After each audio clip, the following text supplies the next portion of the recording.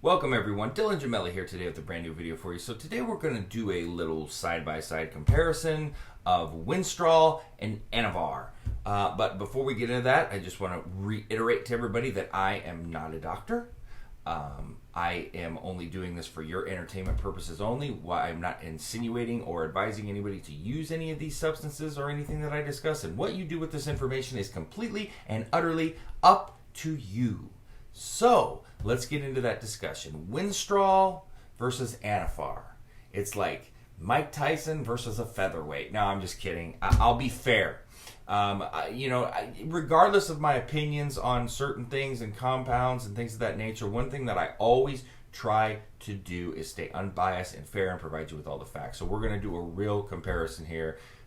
I'm joking because most people know I don't like Anavar at all, but I also teach facts, okay?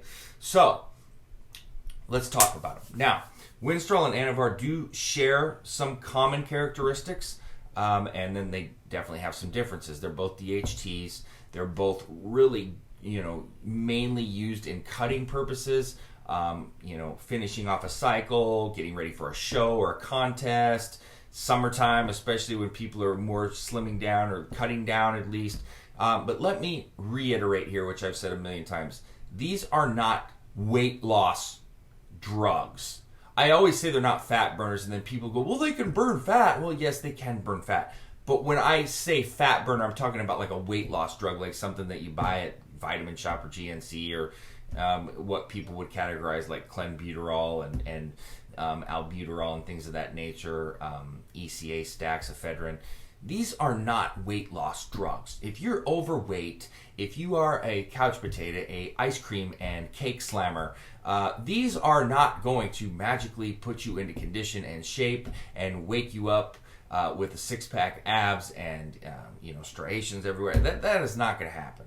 Okay, there's these strange mythical beliefs out there that these are the holy grail to eating potato chips and still having a six-pack. It's ridiculous, and I want to make sure that I bust that myth right off the bat. So when I say they're cutting compounds, I mean that they are more used towards like shaping the body, getting the hardening, the vascularity, things of that nature. They're not bulking compounds like a D-ball, like a DECA.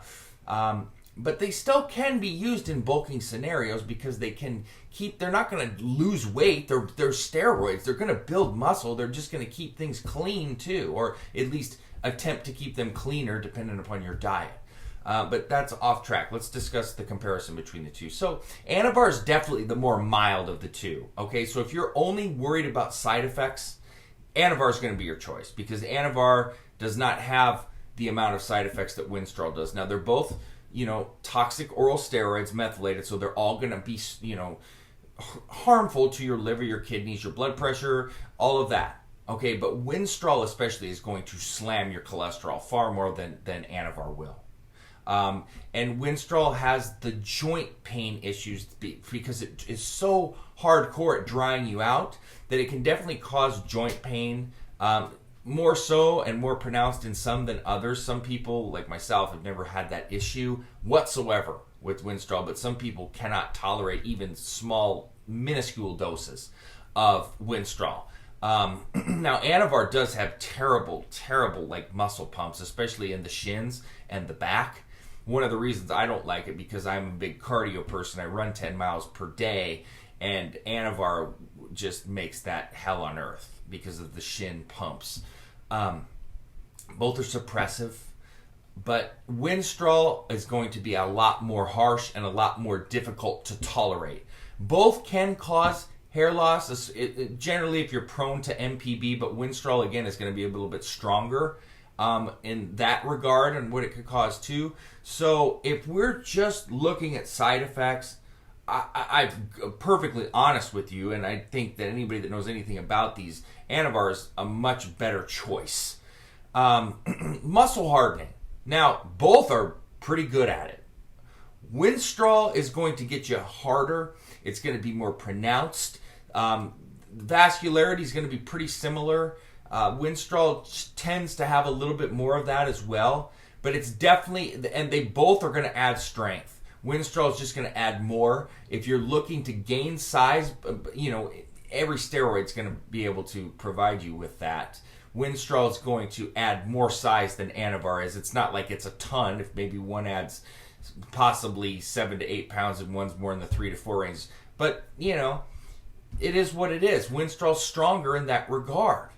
And a lot of people do stack them together, and that's completely fine. Just make sure you cut the doses in half. But Winstrol is definitely going to be a lot stronger for you. It's going to be able to do more. It's going to be more versatile. Now, as a female looking to use these, Anavar is going to be the better choice. It's safer. It's much more tolerable for a female.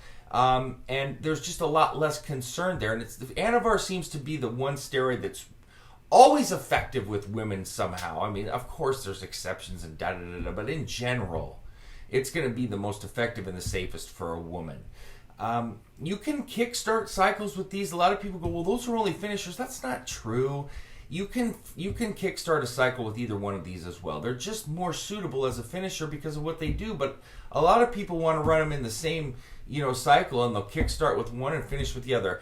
I personally feel and believe, and this is my personal opinion, that Winstrol is the better finisher because it's stronger and it shows more. But some people don't like the side effects or want to deal with it. And Anavar is just fine as a finisher. It is. It's just not as pronounced. Like I said, it's just not as profound. But Anavar does have that ability to really attack problematic areas like belly fat, small amounts of belly. Let's say you're at here's an example. Let's say you're 9% body fat, which means you're in tremendous shape. But for whatever reason, and it's just in general, your lower abs are always the much more difficult to develop or to shine. Anavar has a way of attacking belly fat better than pretty much any compound aside from trim, but that's just that doesn't even count. It's really good at that and getting little problematic areas, more so than Winstrol is. So that's another thing to consider. Now, both of these can be used even, if you're in that 12, 13, 14% body fat. But just remember, you're always going to see more and get more out of them the better condition that you're in. I'm always going to take Winstrol over Anavar, but there's a lot of people that are going to take Anavar too, and that's fine. I just wanted to give you the facts, show you the comparisons, show you the main differences, just to kind of grasp and understand that. So that is Anavar and Winstrol compared. So that being said, www.icearms.com/forums. I'm also in the Evolutionary Forum as well as the Elite Fitness Forum. And you can email me questions at dylan@icearms.com. And please don't forget to subscribe to the channel. That being said, stay tuned for plenty more to come. Dylan Gemelli signing off.